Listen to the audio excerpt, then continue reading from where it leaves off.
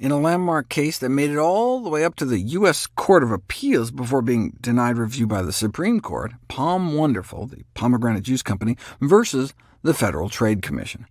A panel of judges concluded that many of Pom's ads made misleading or false claims, touting medical studies ostensibly showing that pomegranate products could help treat various ailments, including heart disease, prostate cancer, and erectile dysfunction.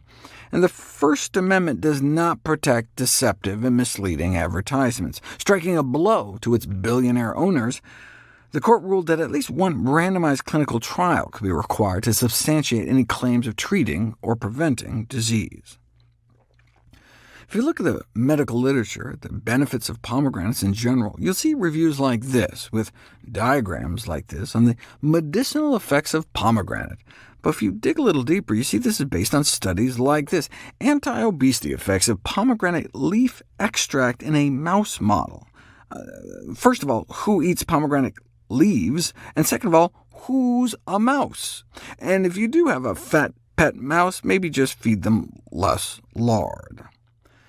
Does pomegranate consumption affect weight in humans? If you look at all the randomized controlled clinical trials, meaning human trials, pomegranates have no significant effect on body weight, BMI, belly fat, or even body fat percentage in those randomized to pomegranate product consumption. Well, what about for the prevention and treatment of cardiovascular diseases? Researchers reviewed 25 clinical trials looking at cholesterol, blood pressure, artery function, atherosclerotic plaque formation, and platelet function, and even in the best studies, they did not find significant indications of benefit. Here's a study on pomegranate juice and erectile dysfunction. It was funded by the Pom company, and yet it failed as well.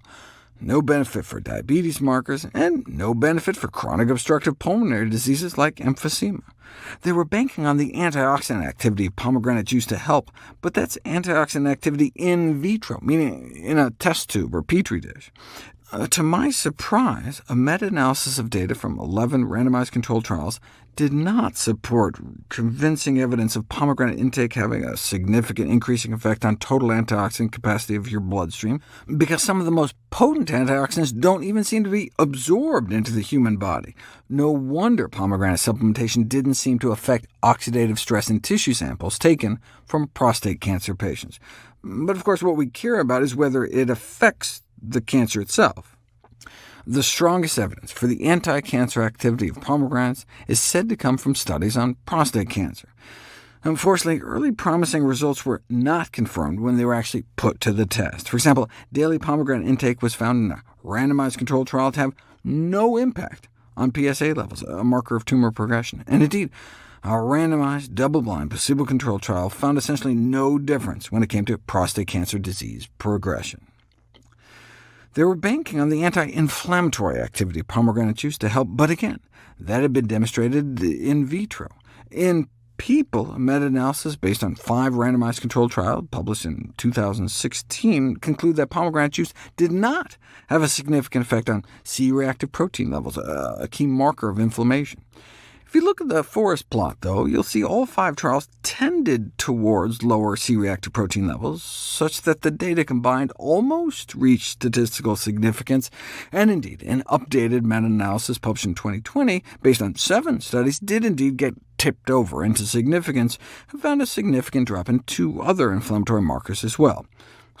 Okay, well, maybe pomegranate juice could help in the control of inflammatory diseases after all, but you don't know until you put it to the test.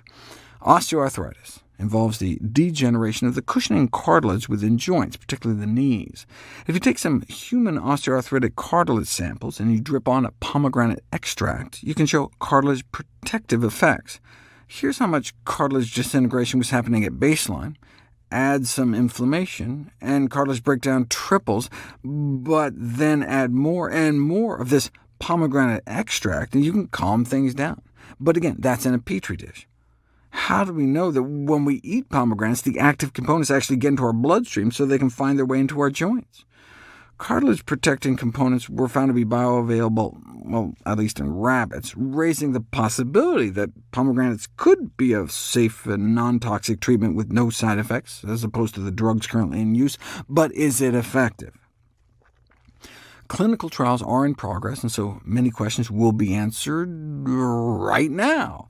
The first and only clinical trial to date on pomegranate juice and osteoarthritis, not a placebo-controlled trial, instead randomizing people to pomegranate juice or nothing at all.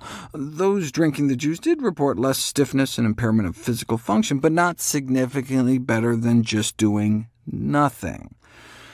Shoot. But just as I was about to give up on pomegranates, I saw this study.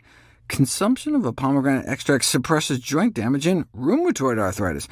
But no, it was just the Pom not-so-wonderful company inducing joint damage in a mouse as a model of rheumatoid arthritis. Come on! What about this open-labeled study, where the patients knew what they were getting? 8 people with active rheumatoid arthritis took some pomegranate extract every day, and the 6 who stuck with it reported fewer tender joints. But as we learned from the osteoarthritis study, if you don't have a control group, you have no sense at all what role, if any, the treatment actually plays. So finally, we come to this. A randomized, double-blind, placebo-controlled trial. It's about time. Half of the subjects unknowingly got some pomegranate extracts.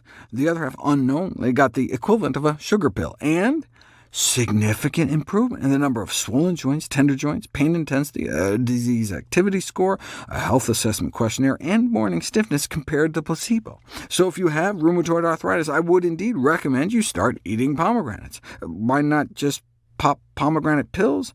After all, it was a pomegranate extract that alleviated disease activity. Well, one good reason to stick to the fruit is that when 19 pomegranate supplements were actually tested in a laboratory, most didn't actually appear to have any pomegranate in them at all. Only 6 out of 19 appeared to be authentic.